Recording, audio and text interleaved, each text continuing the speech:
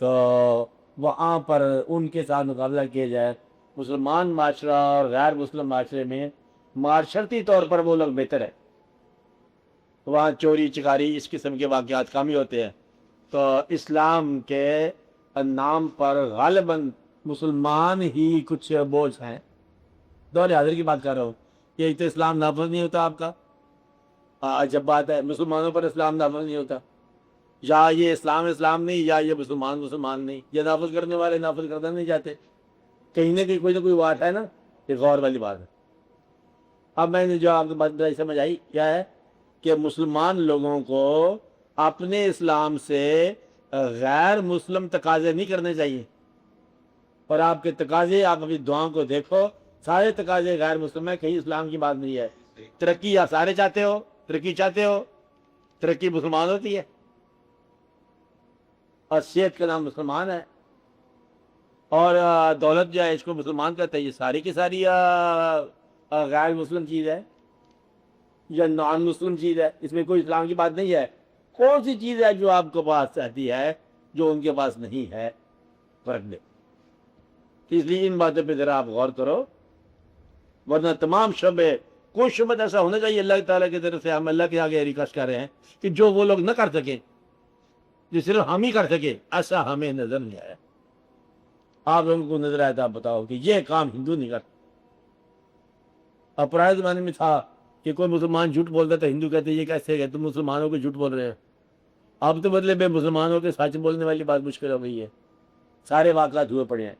اس لیے مسلمان اگر کردار کا نام ہے تو آپ خود سوچو، مسلمان طلب دنیا نہیں ہے.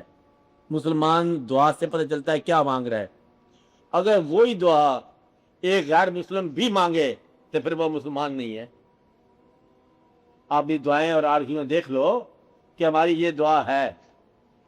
جو آپ کی اللہ میاں سے تقاضے ہیں، اگر یہی تقاضے ایک عام انسان جو غیر مسلم ہے یہی کرتا ہو تو پھر آپ کا مسلمان ہونے کا فائدہ کیا ہوگا؟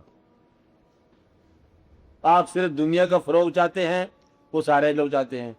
استقامت چاہتے ہیں، سارے لوگ چاہتے ہیں. ترقی چاہتے ہیں، سارے لوگ چاہتے ہیں. وہی آسائشیں چاہتے ہیں، سب لوگ چاہتے ہیں. اور آپ کے پاس جو ہے نا اسلامی طور پر کوئی چیز ایسی اللہ سے مانگنے والی نہیں ہے جو کہ دوسرے کو شعور نہ ہو. اس بات پہ ذرا غور کرو، آپ نے آپ کو دریافت کرو. یہ وجہ ہے مسلمانوں کے اندر کچھ انحطاط اور زوال کی وجہ. سب کچھ موجود ہے ان کے پاس، وہ دریافت نہیں کیا کہ کون سی چیز ہے جو نان مسلم کے پاس نہیں ہو سکتی، جو آپ کے پاس ہو سکتی ہے. اور اس چیز کو دریافت کیے بغیر آپ کو ترقی ناممکن ہے. اور آپ کا اس دماغ بھی ٹھیک ہونا چاہیے. ایک آدمی نے ایک دفعہ پیر صاحب سے تقریر کر رہا ہے.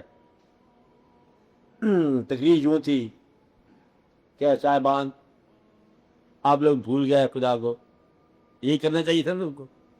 نماز نہیں پڑھتے آپ لوگ، روزہ نہیں رکھتے ہو، آپ لوگ بزرگوں کا ادب نہیں کرتے ہو، آپ نے قرآن کی زندگی چھوڑ دی ہے. بڑے خوبصورت بات کرتے جا رہے ہیں.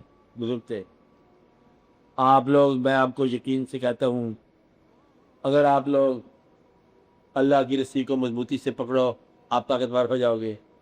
آپ نماز پڑھو، آپ روزہ رکھو، آپ اپنے اللہ کے راستے پر چلو تو آپ کو بھی یقیناً ایٹم بم مل جائے گا. تقریر صاف ستھری تھی. ایک آدمی بیوقوف درمیان میں کھڑا ہو گیا، گدھا تھا کوئی. کہتا جناب پیر صاحب اللہ آپ کے درجات میں اضافہ کرے، آپ نے ہمیں بڑی اچھی بات بتائی. ہمیں یہ بتاؤ کہ جن لوگوں کے پاس ایٹم بم ہے وہ کون سی نماز پڑھتے ہیں؟ ہمیں ایٹم بم بنانے کے لیے نماز کی شرط کیوں ہے، اور وہ بغیر نماز کی کیوں بن گیا؟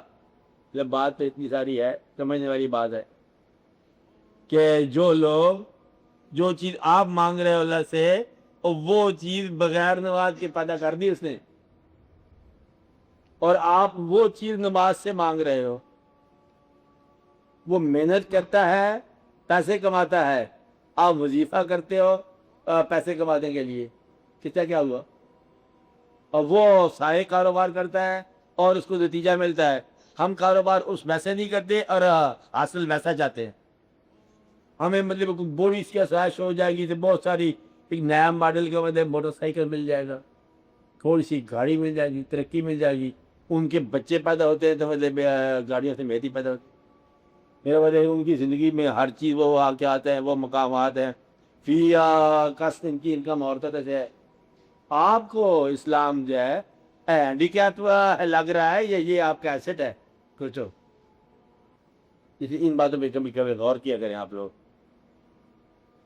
کہ آپ اپنی غلطیوں کو آپ دعا سے صرف دور کرنا چاہتے ہو.